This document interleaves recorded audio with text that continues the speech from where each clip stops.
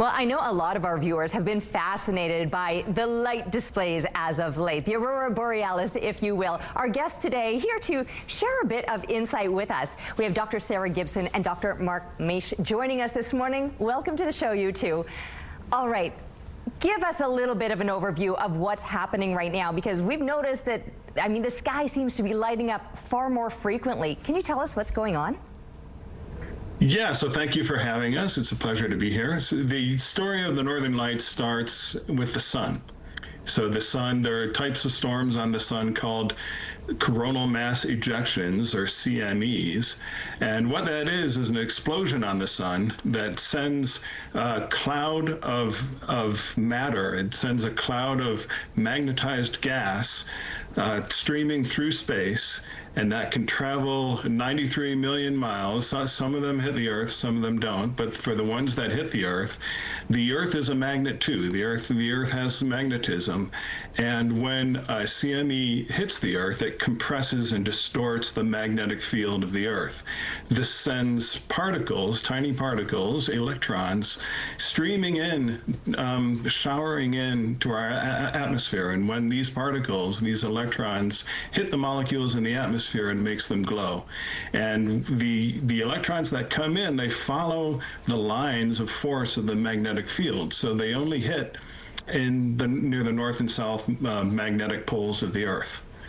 So this is why Churchill's a good place to see them. Okay, now the fact that we're seeing things more frequent as of late, is this just our perception, or is there more activity right now?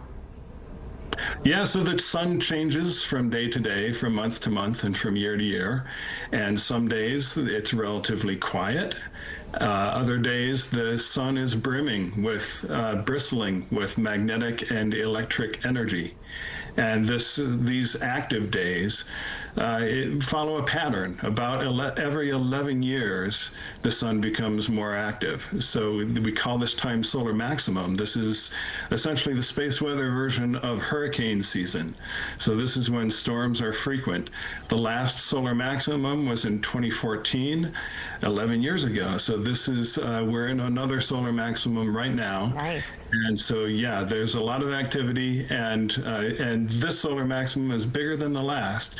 So this is the highest level of activity in about 20 years. Okay, I don't want to run out of time while I'm chatting with you two, but we've been getting images of these northern lights from, I mean, right across the province, but some of the more beautiful ones are up in the Churchill area. And Mark, you did mention Churchill. Why is that? Can you share with that a little bit, Sarah, why that area is so prominent?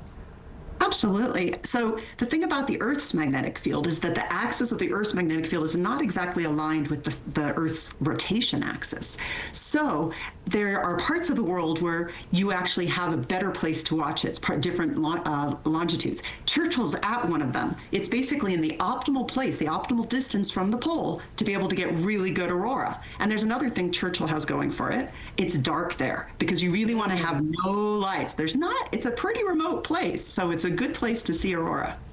Incredible. We know there are so many wonderful things about Churchill. I had the chance to visit myself. I mean, polar bears more so in the wintertime, but also the beluga whales, and then, of course, the northern lights. Can you touch quickly on the NASA Punch mission, because I know you have a connection with this, Sarah?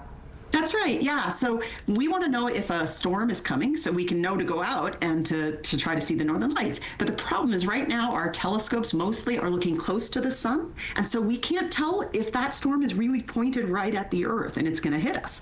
So the Punch mission, the NASA Punch mission, which launched a couple of months ago, it has the biggest field of view that you ever had of these storms. So you can see all the way from the sun out towards the Earth's orbit, and you can actually tell if one of these things are coming at us and just how likely they are to hit.